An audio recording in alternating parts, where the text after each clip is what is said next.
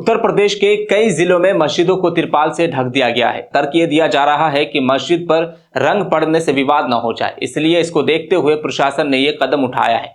UP के संभल, अलीगढ़, बरेली, शाहजहांपुर समेत कई जिलों में मस्जिदें ढक दी गई है। बरेली में सबसे ज्यादा 109 मस्जिदें ढकी गई है। इसके बाद शाहजहांपुर में 67 मस्जिदों को ढका गया है। संभल में 10 जबकि अलीगढ़ में 3 मस्जिदों को ढका गया है। इसके अलावा 18 जिलों में जुमे की नमाज का वक्त बदल दिया गया। पर यह सवाल उठता है कि क्या मस्जिदों को तिरपाल से ढककर असामाजिक तत्वों से बचाया जा सकता है? क्या ये एक गलत परंपरा की शुरुआत नहीं है? क्या उत्तर प्रदेश में मस्जिदों को ढकने से उत्तर प्रदेश की छवि खराब नहीं होगी? ऑब्जर्वर पोस्ट हिंदी देख रहे हैं आप, मैं हूं आपके साथ मोहम्मद उसामा। देश के इतिहास में 64 साल बाद होली और रमजान के जुमे की नमाज एक साथ है। होली पर मुसलमानों को घर से निकलना चाहिए या नहीं, इसको लेकर न्यूज चैनलों पर कई दिनों से डिबेट होते आ रहे हैं और बीजेपी के नेता सांप्रदायिक बयान दिए जा रहे हैं। इस तरह से बहस होने लगी है जैसे होली त्योहार नहीं बल्कि सांप्रदायिकता का कोई मैच हो। माहौल बना दिया गया है कि मुसलमान होली खेलने में दिक्कतें पैदा कर रहे हैं, उन्हें होली की खुशी बर्दाश्त नहीं हो रही। लेकिन इन्हें कौन समझाए कि अगर इतनी ही दिक्कत होती तो क्यों बरेली में 109, शाहजहांपुर में 67, संभल में 10 जबकि अलीगढ़ में 3 मस्जिदों को ढक दिया गया और क्यों अधिकतर जिलों में नमाज के वक्त को बदल दिया गया। बता दें कि ज्यादातर जिलों में 2 से 2:30 बजे के बीच जुमे की नमाज पढ़ी गई। देवबंद के उलमाओं ने अपील की है कि होली के दिन घर के पास मस्जिदों में नमाज पढ़े, नमाज के बाद घर में ही रहे, बिना मतलब घर से बाहर ना निकले। भारत को सेकुलर देश के रूप में माना जाता है जहां सभी धर्मों के लोगों की इज्जत और सम्मान किया जाता है। लेकिन अगर होली पर माहौल इस तरीके का बना दिया गया हो कि जरा सी चूक एक हिंसा में तब्दील हो जाए तो क्या इससे दुनिया में भारत की छवि पर असर नहीं पड़ेगा? क्या अगर होली पर मुसलमान अपने मस्जिदों को ढकने को मजबूर हैं तो क्या इससे उत्तर प्रदेश की छवि खराब नहीं होगी? क्या दुनिया में यह संदेश नहीं जाएगा कि मुख्यमंत्री योगी आदित्यनाथ के राज में उत्तर प्रदेश में मुसलमान सुरक्षित नहीं है? ऐसे और भी बहुत से सवाल जो आपके मन में उठ रहे होंगे। आपको बता दें कि ये नफरत की आंच सिर्फ यूपी तक सीमित नहीं है बल्कि बिहार, छत्तीसगढ़ और मध्य प्रदेश में सुरक्षा के चाक चौबंद किए गए। बिहार में भी होली और जुमे की नमाज एक ही दिन पढ़ने के कारण पुलिस प्रशासन सतर्क है। राज्य के डीजीपी विनय कुमार ने बताया कि शुक्रवार को होली के दिन जुमे की नमाज के मद्देनजर संवेदनशील इलाकों में विशेष पुलिस बल की तैनाती की गई है। इसके अलावा संवेदनशील इलाकों में अतिरिक्त पुलिस बल की तैनाती की गई है। मुख्यालय और पुलिस थानों को विशेष सतर्कता बरतने का निर्देश दिया गया है। ड्रोन और सीसीटीवी के जरिए निगरानी रखी जा रही है। अफवाहों को रोकने के लिए साइबर टीम एक्टिव है। उधर एमपी के इंदौर में महू में पुलिस ने मुस्लिम समुदाय से अपील की कि अगर होली के रंगों से दिक्कत हो तो मस्जिदों को प्लास्टिक से कवर कर दे।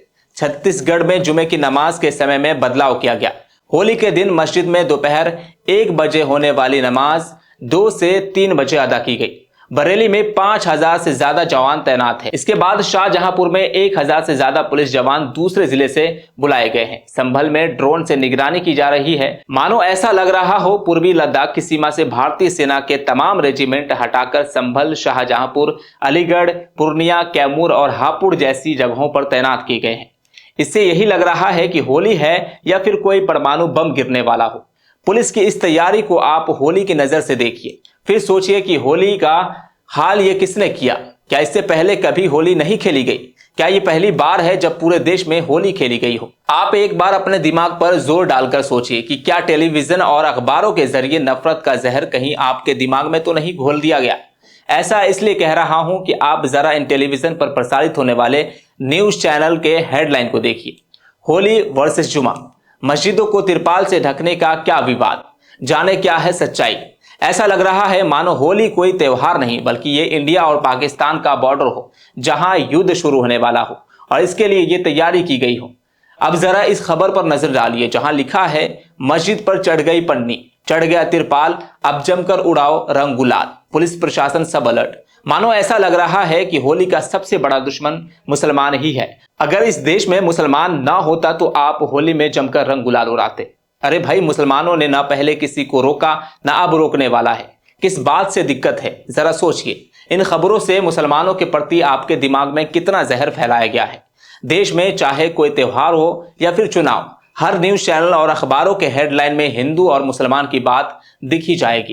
ये पहली बार है जब सियासतदानों के द्वारा कहा गया है कि होली पर मुसलमान घर से ना निकले और अगर निकले तो तिरपाल का हिजाब पहनकर निकले। कुछ लोगों को ऑब्जेक्शन है, वह लोग जैसे महिलाएं इनका हिजाब पहनती है तो मैं उनसे निवेदन करूंगा त्रिपाल का, जैसे मस्जिद को भी त्रिपाल से ढकते हैं तो त्रिपाल का हिजाब बना लें और उससे वो लोग जा आ सकते हैं, तो उसमें परेशानी नहीं होगी और उनको आसानी से अपनी नमाज अदा भी हो जाएगी। अगर आप बयान को देखें तो ये आपको बयान बेतुका सा लगता है, मगर ये बयान समाज में कितनी नफरत पैदा कर सकता है इसका अंदाजा आप नहीं लगा सकते। बीजेपी सत्ता में है, क्या उनके नेताओं को इतनी फिक्र है कि उनके बयानों से तनाव फैला है? ऐसे ही तनाव पर नियंत्रण और निगरानी रखने के लिए उनकी ही सरकार की पुलिस को दिन रात मेहनत करनी पड़ी।